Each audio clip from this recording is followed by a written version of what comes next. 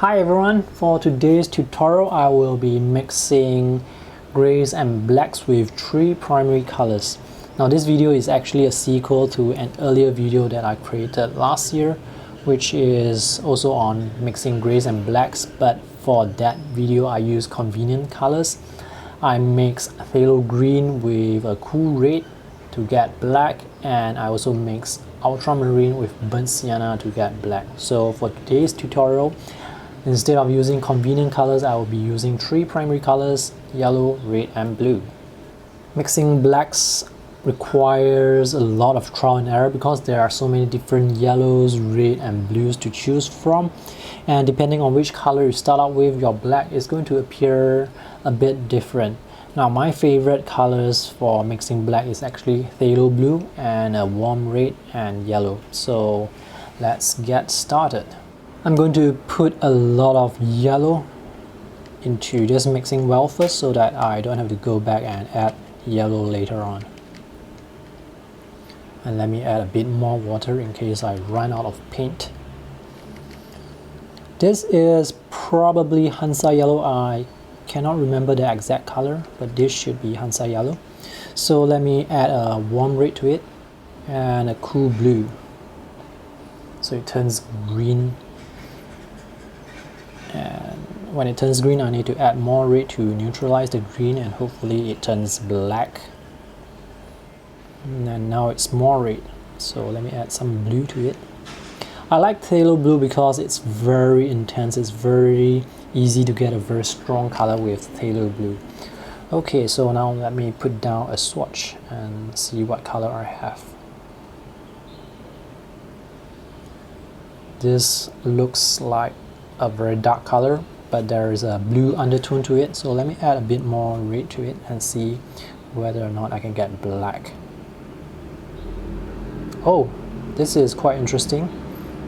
Today I managed to get this black color rather quickly. This is actually quite close to the black I have in mind, and today I was able to get it rather quickly. Sometimes I need to spend quite a long time to get the black.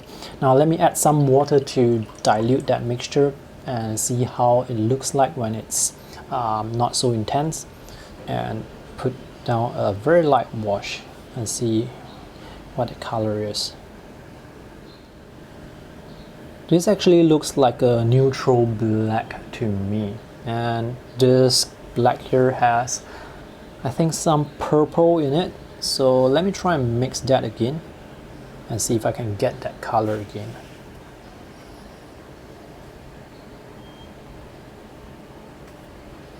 And a bit more blue.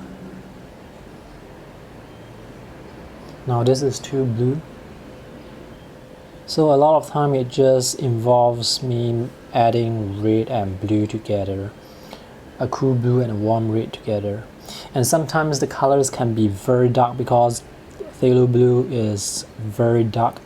It can be quite difficult to see whether or not it's actually black or is it blue. So that's why sometimes I need to dilute the colors to see the actual color. And I think I can get that black again. So this is the color. And when this is dry, let's see what it actually looks like. So this is the black with the color undertone. You can see some light magenta or purple color here and also here. And this is the black that has been mixed completely, so it's very difficult to actually tell what colors we use to mix this black. Sometimes the black can appear a bit flat, however the transition to the black is what makes this black interesting. So we look at the color that is beside this black and we get an idea of where this black comes from, and it actually comes from this blue here.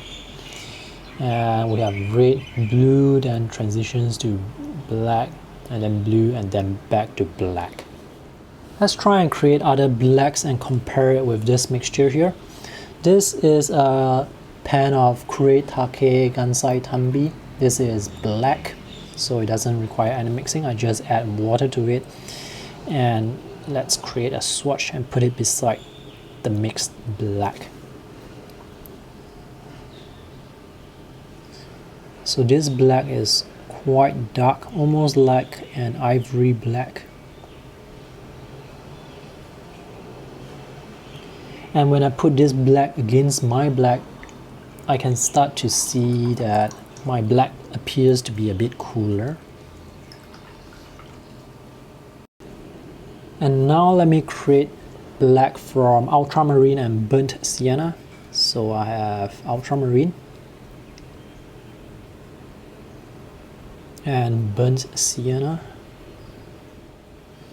Now to create black with ultramarine and burnt sienna, I need to use a lot of ultramarine. So actually this color, ultramarine, is the color that I use up very quickly. Alright, let's put this down here.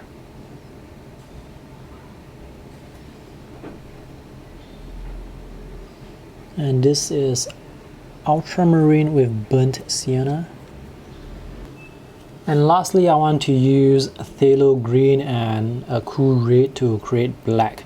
Now phthalo green and cool red will give me a very dark color that has a purple tint to it. So purple, the complementary color for that is actually yellow. So I'm going to add yellow first so that later on when the purple is created, it can turn black. So let me add some yellow here and add this phthalo green. So this is a very strong color. And let me add this color here. This is a cool red. I'm not exactly sure again what color that is.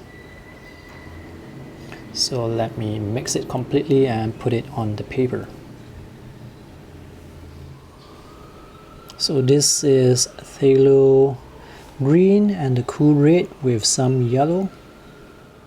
Let's wait for this to dry and compare them again. The color swatches are almost dry, so there are some slight differences. Now, the true black to me, in my opinion, will probably be this black, the one that came straight from the Kuretake Gansai Tambi pen without any mixing. However, it is not as interesting compared to the other blacks that I have created by mixing colors. Now, this black, for example, has been created with phthalo green, a cool red, and some yellow. It's not as dark as this black because this is diluted, but if I were to actually paint this with a lot of paint, then it's going to be as dark as this. I'm pretty sure it's going to be as dark as this. But the advantage of this black versus this black is if you want a color undertone to it, for example, if you want a green undertone to it, you can add slightly more green to it and it will look better than if you were to add green to this black, because this black is going to make the green color look a bit dead. And that's the same for this black as well. This is actually a very cool version of the black. I can still see the ultramarine. This to me would be a black, but when I compare it to this, this looks a bit cool as well. I'm not sure which black you prefer. I actually prefer this black, although this black is quite nice because there is some sort of granulation going on, but I actually prefer this. But when I'm actually sketching outdoors, these two are the ones that I use most often. Here's an example of how I use blacks in my sketches. So for this area here, I use French ultramarine and burnt sienna, and here you can see that it's very dark, it's almost black, but actually this black was mixed with French ultramarine and burnt sienna in concentration. Now when I dilute this color, I can get colors like this, and if I were to mix the black too completely, I will not be able to see the blue and the burnt sienna, so it's going to appear a bit flat. But now I have the color variation, it looks a bit more interesting. Now the black is also very useful to create shadow tones. For example, here, now these are some plants, some trees, but the shadow tone, they are very close to black. So in order to get the shadow tone, to get the color to work harmoniously with the color of the tree, I use the color of the tree to mix the shadow tone. So in this case it was some phthalo green and I added some cool red and some yellow to it. So here it appears to be quite dark, but there is a very strong green undertone to this black here. These are some swatches that I have created while preparing for this tutorial. Now the colors that I've used here are actually the same colors that I used to paint this black. But here I spent a lot of time trial and error trying to get the black that I want. And this black is quite interesting. This black was created with phthalo blue, the warm red and yellow. And these two blacks, they are quite similar, but this black was created with phthalo green, the cool red and yellow. Let me show you some more swatches. This was created with French ultramarine, a warm orange and a cool red. It's very difficult to find that black. It's actually here, but you can see again a lot of trial and error was involved until I reached this part and I added too much, I think red or blue, and I lost that black again. I actually don't have any strong preference towards any black. I just use whatever color I happen to be using while painting to create the black. So I think that's a better way to get a black that can work harmoniously with the other colors in your artwork. So that's all for today's tutorial. If you have any questions, feel free to post them in the comment section and let me know which black you like or what colors you use to mix your own black. See you in the next video. Bye!